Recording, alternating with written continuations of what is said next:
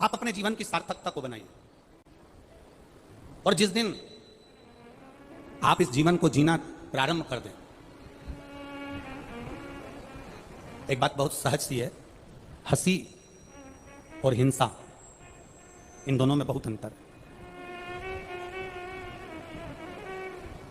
सनातन धर्म का जो एक मानव होता है, सनातन धर्म का एक जो व्यक्ति होता है, वो हंसी में जीना चाहता है, पर हिंसा में जीना उसको पसंद नहीं आता है। वो हंसी में जीना चाहता है, हिंसा कर कर या किसी को कष्ट देकर, किसी को तकलीफ देकर, किसी को दुख देकर, किसी को परेशानी देकर, किसी को कष्ट देकर सनातन धर्म का व्यक्ति कभी जीना पसंद नहीं करता, कभी नहीं जीना पसंद करता। हिंसा से परे है। मेरे देवादिदेव महादेव, देखो अन्य देवताओं का क्रम उठाकर देखिएगा, उन्होंने असुरों का संहार किया।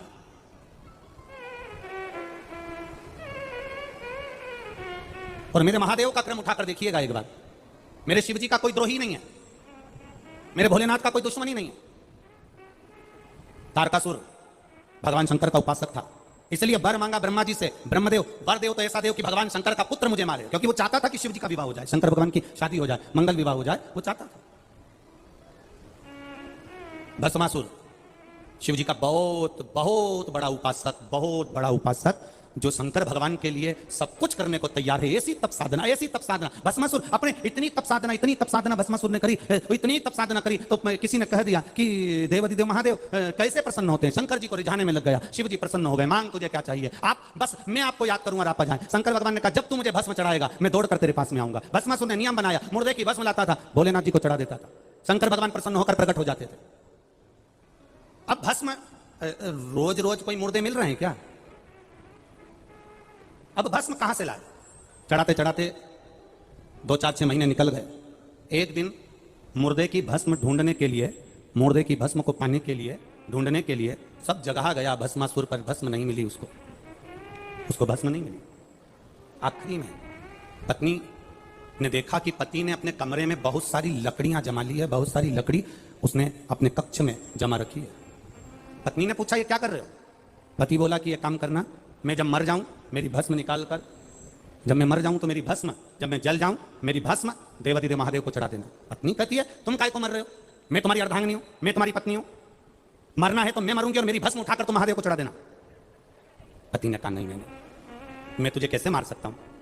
पत्नी कह रही है तुम्हें मारने की जरूरत नहीं है, मैं खुद अपने प्राणों को त्याग देती हूं, मैं स्वयं अपने प्राणों को त्यागूंगी, मुझे मारने में कोई मर नहीं रही, मैं अपने प्राणों को भगवान को समर्पित कर रही हूं। और पत्नी ने चारों तरफ लकड़ी लगाई और बस जलने के लिए तैयार हो रही थी। इतने में पत्नी ने अपने पति से कहा अपन दोनों को मरने से कोई मतलब नहीं है, अपन तो ना तुम मरो ना हम मरे, एक काम कर दो, शंकर भगवान की इतनी आराधना करो कि शिव जी प्रकट हो जाएं, और प्रकट हो जाएं, अब की बार जब महादेव आ जाएं तो उनसे कह देना साहब हम कहां से इतनी सारी मुर्दे की भस्म लेके आए, कब तक मुर्दा ढूंढेंगे, हमारी खुद की कंपनी तैयार करवा दो, ऐसा करो कि हमारी भस्म की फैक्ट्री डलवा दो। अब भोलेनाथ जी से ऐसा मांगना अच्छी बात है, हाँ हाँ मांग लो बस। तो पति ने पूछा भस्म की फैक्ट्री कैसी? पत्नी ने कहा शंकर भगवान से वर मांगना, जिसके ऊपर तुम हाथ रखो वो भस्म हो जाए, अपनी खुद की कंपनी तैयार हो जाएगी, जब चाहो जब भस्म तैयार, और ले जाकर महादेव को चढ़ा देना। अब इससे जोरदार बात क्या हो सकती है? शिव जी प्रसन्न हो गए, प्रकट हो गए, मांग तुझे क्या चाहिए? बस बाबा भस्म ढूंढने के लिए बहुत दूर दूर जाता हूँ, भस्म मुझे मिलती नहीं है, अब मैं करूँ तो करूँ क्या? आपको प्रसन्न करने के लिए भस्म चाहिए तो मेरी खुद की कंपनी चालू हो, मेरी खुद की फैक्ट्री चालू हो। कैसी फैक्ट्री? मैं जिस पर हाथ रखूँ वो भस्म हो जाए, बस ये वर दे दो। अब भोले तो भोले, उन्हें क्या मालूम था कि इसकी कंपनी का माल मुझसे तैयार करेगा? उनको क्या मालूम था? उन्हें कहा तथास्तु। पति गया घर, धर्मपत्नी से कहा बधाई हो। पत्नी ने पूछा क्या? अपनी खुद की कंपनी चालू हो गई, जिस पे हाथ रखूंगा वो भस्म, आज मेरा मन कर रहा है मैं तेरे गले लग जाऊं। पत्नी भागी, पत्नी भाग। अब पत्नी ने सोचा कि ये अपन ने तो शुरुआत करी, नरियल अपन नहीं फोड़ा, अपन नहीं कहा, और अपन ही भस्म। इतने में पत्नी दूर खड़ी होकर बोली मेरे पिताजी की मुझे याद आ रही है, मैं 4 दिन के लिए मायके जा रही हूं, परंतु मैं मायके जाते जाते एक बात कहना चाहती हूं। क्या? मैंने सुना है महादेव हैं वो महादेव, लोग कहते हैं नशे में भी रहते हैं, हो सकता है उन्होंने जो दिया। अब ऐसे तो बहुत सारे लोग आते हैं और आकर के जाते हैं ये पुल बना दो, वो पुल बना दो, वो पुल बना देंगे, वो नाली बना देंगे, वो रोड बना देंगे, ये कर देंगे, वो कर देंगे। अब बन जाए तब?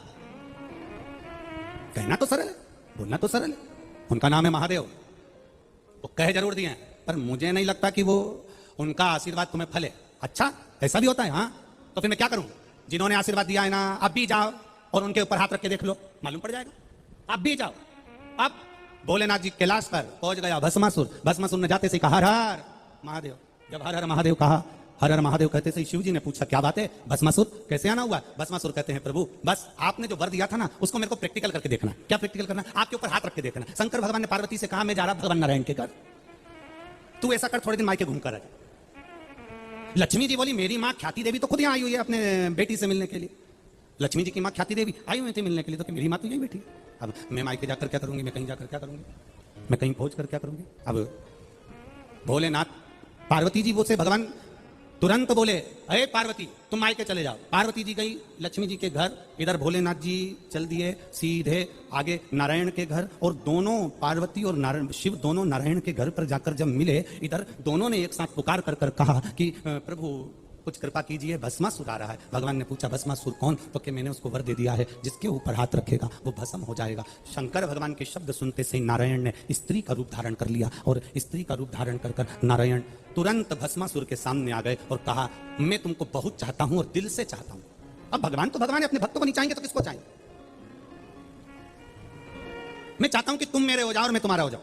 भस्मासुर ने नारायण का इतना सुंदर स्वरूप देखा, देखते से कह दिया हम भी आपको चाहते हैं, आप हमसे विवाह कर लो। भगवान ने कहा बिल्कुल पक्का, पर मेरी एक जिद है, मेरा एक संकल्प है। क्या संकल्प? क्या जिद?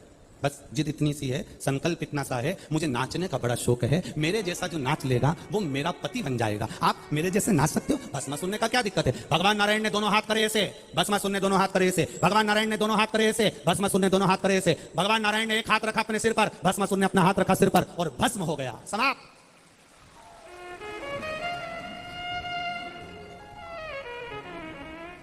शिव का ना कोई एक भी शत्रु, एक भी असुर, एक भी राक्षस शिव के द्रोही नहीं है, दुश्मन नहीं।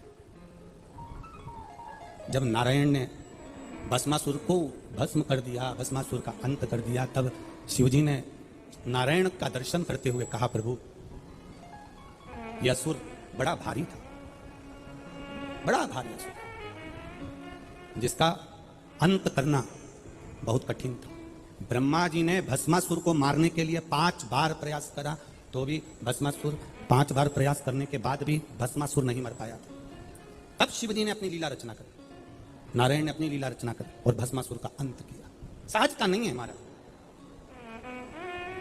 कई लोग कहते हैं कि देवताओं ने तो इसका संहार करा, उसका संहार करा, उसका वध करा, उसका संहार करा, पर हमारे शास्त्र, हमारे पुराण, हमारे वेद ये कहते हैं कि जनमानस के कल्याण के लिए, दुनिया के उद्धार के लिए, जनमानस के कल्याण के लिए मेरे परमात्मा ने, चाहे वो राम हो, चाहे वो कृष्ण हो, चाहे वो शिव हो, चाहे वो नारायण हो, चाहे वो ब्रह्मा हो, इन सब ने जनमानस के कल्याण के लिए असुरों का संहार किया है। और असुर कौन?